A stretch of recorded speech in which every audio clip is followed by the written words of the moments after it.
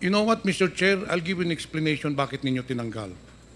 Do you know a certain Mr. Greg Murillo? Yes, sir, Mr. Chair. Sabi ko kanina, Mr. Chair, the 180 million pesos was already included in the National Expenditure Program. But upon bidding, it was recalled.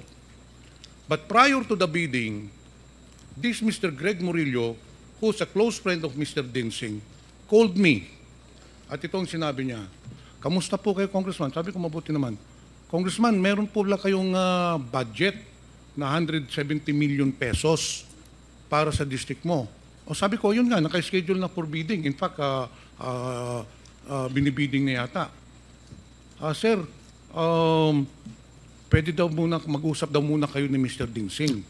Those exactly the words of him, pwede tayo magharap-harap tayo, baka naman pwede makipagkita ka kay Mr. Dinsing. And sabi ko, para saan?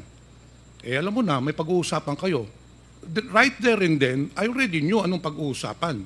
Si Mr. Dinsing hihingi ng komisyon. So, I told Mr. Greg Murillo, whom you admitted is your good friend, sinabi ko doon kay Mr. Murillo, why will I give money to Mr. Dinsing when this has already been allocated in the National Expenditure Program? So, I did not entertain that anymore. And Mr. Chair, lo and behold, the funds did not come through. Kinancel yung bidding, and then nawala na nga because I did not come across to the request of Mr. Dinsing na humingi siya ng komisyon. And not only that, Mr. Dinsing, hindi lang akong biktima niyan. Marami pong mga congressmen, and for the record, I want to put it in record, maraming mga congressmen na nagsabi din sa akin that you approach them. In fact, there is one congressman in Visayas that you were asking for 18% commission of the school buildings.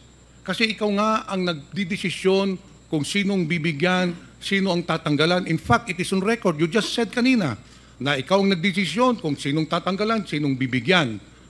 Not only that, sometime last year or probably within this year, you met with some of the congressmen in Manila. I already talked to them. Humarap ka doon, may kasama ka pang contractor. Do you know a certain architect, Ralph Texon? Yes, yes, sir. Yes. Yung po ang kasama mo nung humarap ka sa congressman sa Manila. And just the same, you were implying, you were asking for a commission, hindi lang yun, sinabi mo pa na yung contractor mong gagawa, itong si Mr. Architect Ralph Texon. And that is the reason why, Mr. Chair, tinanggal si Mr. Dinsing sa DepEd. He did not resign. I knew from the very beginning that he will be taken out because there were already anomalies in the distribution and the allocation of school buildings program. In fact, Mr. Chair, nung pag-alis niya sa DepEd, may isa pang inipit na 34 million pesos sa Bislig Central Elementary School, which is in my district. Now, I will not mention anymore the name. One official of the new administration sa DepEd called me. Anong sabi sa akin, Mr. Dinsing? Kung meron ka bang project na 34 million sa Bislig Central Elementary School? Sabi ko, meron. Ano, nakabidding na? Hindi, in-stop nga eh. Sir, ito, ilalabas na ho namin. Inipit ho ni Mr. Dinsing.